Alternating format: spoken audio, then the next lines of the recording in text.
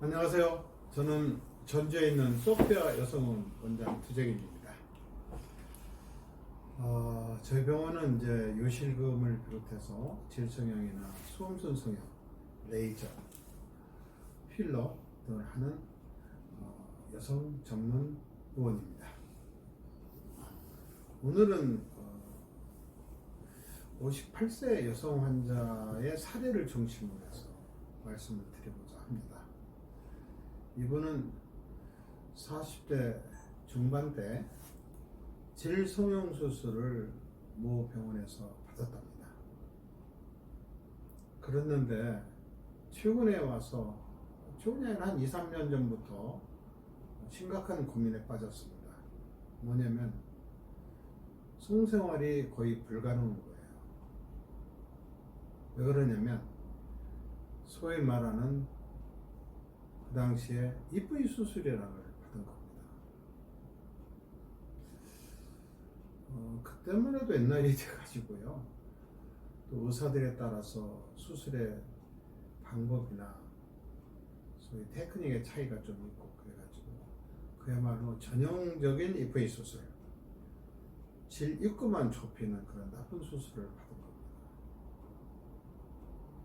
그리고 이제 젊었을 때는 비교적 피부가 이렇게 탄력이 있고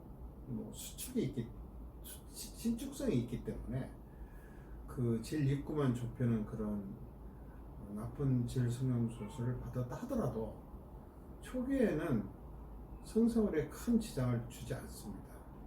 왜냐하면 적응하기 때문에. 그런데 이제 50 전후가 돼서 폐경이 되고 나면 여성 호르몬 분비가 뚝 떨어지면서 피부도 푸석푸석해지고 전체적인 폐경 때 나타나는, 완경 때 나타나는 그런 증상들이 나오죠.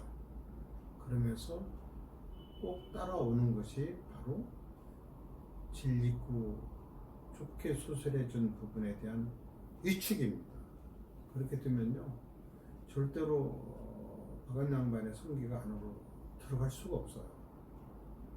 그럼 어떻게 살겠어요?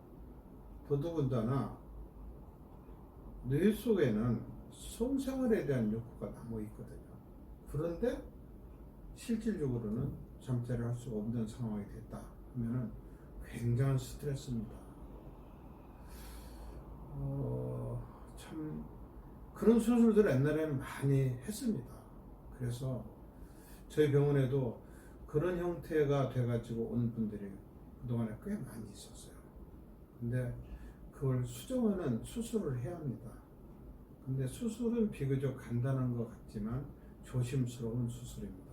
무슨 말씀이냐면 그 질 아랫벽 너머에는 직장이 있고요. 그리고 더 밑으로 내려가면 항문을 관략근이 있습니다. 그래서 그 부분을 잘못 건드리게 되면은 질 쪽에서 대변이 나오는 그런 누공이 생길 수도 있고요. 그래서 상당히 심각합니다. 그래서 해박적 구조를 완벽하게 이해하고 있는 전문 의사가 그 부분에 대한 수정 수술을 해야 한다는 것이 저의 지론입니다. 그리고 또 하나는 이제 아까 말씀드렸던 것처럼 그런 식으로 해서 이제 질 건조증이 오면서 아울러서 이제 질 점막은 굉장히 얇아지고 성생활을 시작한다 하더라도 그 질 분비물이 안 나와서 질곤증 때문에 성교통을 유발할 수도 있습니다. 그리고 예전에 이런 분들은 질 입구만 좁혀놨기 때문에 질 안쪽은 그냥 넓어져 있는 상태로 있을 수도 있습니다. 물론 이제 환자의 상태에 따라서 다르겠지만 이런 분들은 우선 질 점막을 재생시키는 레이저나 초음파나 고주파나 그런 걸 통해서 질 점막을 재생시키는 작업을 하면서 동시에 질 입구 수정 수술을 해야 합니다. 그리고 질 입구 수정 수술을 할 때 질 안쪽 상태를 살펴봐 가지고 질 안쪽까지도 좁혀주는 그런 수술을 할 필요가 있겠습니다. 의학은 나날이 발전하고 있죠. 예전에는 수술의 기법이 발전하지 않은 상태에 있어서 그런 수술을 하는 의사 선생님도 많았고 환자들도 많았습니다.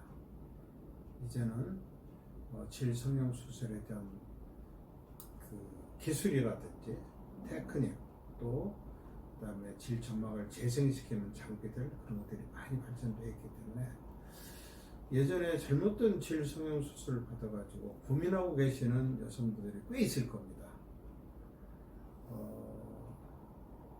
남편분께서 부인한테 성생활을 요구했는데 도저히 그 성교가 불가능한 그런 상태가 된다면 저 소피아 성원 두지개를 찾아주세요.